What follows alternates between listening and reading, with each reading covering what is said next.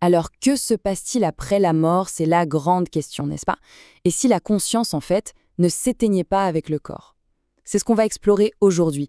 On va plonger dans une vision vraiment fascinante qui mélange science, philosophie et tradition ancienne pour tenter d'y voir plus clair.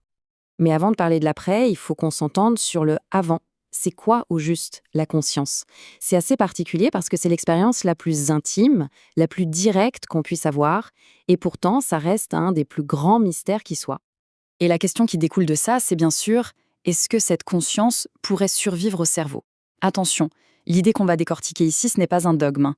C'est plutôt une proposition, une sorte de cadre structuré pour réfléchir à cette possibilité incroyable. Ok, alors plongeons dans le vif du sujet. Pour bien comprendre, il faut d'abord saisir pourquoi la conscience, en elle-même, est un tel casse-tête pour la science. Ce concept, c'est ce que le philosophe David Chalmers appelle le problème difficile. Et c'est très simple à comprendre en fait. Les scientifiques, ils peuvent scanner un cerveau, voir les neurones qui s'allument quand on regarde une pomme, mais ils ne peuvent absolument pas expliquer pourquoi on ressent la couleur rouge, pourquoi ça fait quelque chose d'être nous. C'est ça le grand mystère. Donc on a bien deux choses distinctes. D'un côté, l'activité du cerveau, c'est objectif, on peut la mesurer avec des machines, ce sont des signaux, des processus électrochimiques, bref, du concret. Et de l'autre côté, il y a l'expérience subjective, ce film intérieur que personne d'autre ne peut voir, nos sentiments, nos pensées, la sensation des couleurs, et c'est justement cette séparation qui amène une idée assez radicale. L'idée, c'est cette analogie centrale. Et si le cerveau n'était pas le créateur de la conscience? Et s'il n'était qu'un instrument? Pensez à un piano. Le piano ne crée pas la musique, il la joue. Dans cette vision, le cerveau serait le piano et la conscience, eh bien, ce serait la musique ou le musicien. Le cerveau ne ferait que la capter et la manifester dans notre monde physique. Ok, donc si on part de ce principe, que la conscience n'est pas produite par le cerveau, alors la question devient énorme. Qu'est-ce qui lui arrive quand le cerveau s'arrête? Quand on franchit ce fameux dernier seuil? Voyons ce que ce modèle propose sur le processus même de la mort. L'idée principale ici, c'est que la mort, ce n'est pas comme appuyer sur un interrupteur. Ce n'est pas on-off. C'est un processus, une transition graduelle. La conscience se détacherait tout doucement du corps physique. Et ça fait tout de suite penser à quelque chose de très concret, les expériences de mort imminente, les EMI. Les témoignages, partout dans le monde, décrivent des choses incroyablement similaires. Ce sentiment de paix immense, de légèreté, la sensation de flotter hors de son corps, cette lumière bienveillante, et bien sûr la fameuse revue de vie. C'est tellement universel que ça suggère qu'il se passe vraiment quelque chose de commun à tous. Et même si, bien sûr, tout ça reste subjectif, ces témoignages pointent tous dans la même direction. Ils suggèrent que la conscience peut continuer à percevoir, à ressentir et même à comprendre, alors même que le cerveau, lui, est considéré comme inactif d'un point de vue médical. C'est quand même assez frappant. Bon, d'accord, la conscience s'est détachée. Et après, elle va où? Eh bien, selon ce modèle, l'étape suivante, ce n'est pas la destination finale. C'est une sorte d'espace de transition, un plan intermédiaire pour faire le point. On pourrait appeler ça le miroir de soi. Dans cet état, on revivrait chaque moment de sa vie, chaque action, chaque émotion, chaque intention. Mais attention, l'idée ici, ce n'est pas du tout un jugement divin, c'est plutôt un apprentissage profond. On comprendrait vraiment, pour la première fois, l'impact de nos choix sur nous-mêmes et sur les autres.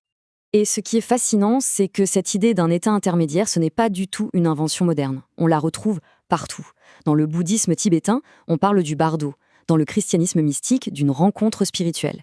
Même en Égypte ancienne, avec le duat. Le nom change, les détails aussi, mais l'idée de base, un passage, une transformation, elle est universelle. Mais il faut bien comprendre que ce plan intermédiaire n'est qu'une gare de triage, si on veut. Ce n'est pas le terminus. C'est une phase de préparation pour la suite. Et alors, quelle est cette suite? Où est-ce que le voyage nous mène ensuite?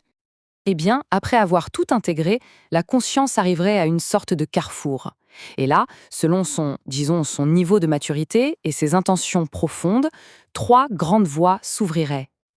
Alors, regardons la première voie, la plus connue peut-être, la réincarnation. Ici, on est loin de l'idée d'une loterie cosmique. C'est décrit comme un processus très structuré, un choix conscient. Il y a 6 étapes clés. On intègre d'abord les leçons de la vie passée, ensuite on choisit ses objectifs pour la prochaine, puis on sélectionne le contexte, la famille, la culture qui vont permettre d'atteindre ses buts, on prépare son énergie, on fusionne avec l'embryon, et hop, c'est reparti pour un tour d'apprentissage. Les 2 autres options sont aussi intéressantes. Il y a la continuité pure. Là, la conscience décide de continuer son évolution, mais sans revenir dans un corps physique, dans des dimensions non physiques. Et puis il y a le cycle hybride, une sorte de mélange des deux, où la conscience alterne entre des vies sur Terre et des périodes d'apprentissage dans ces autres royaumes. Ok, tout ça, c'est une exploration vraiment vertigineuse.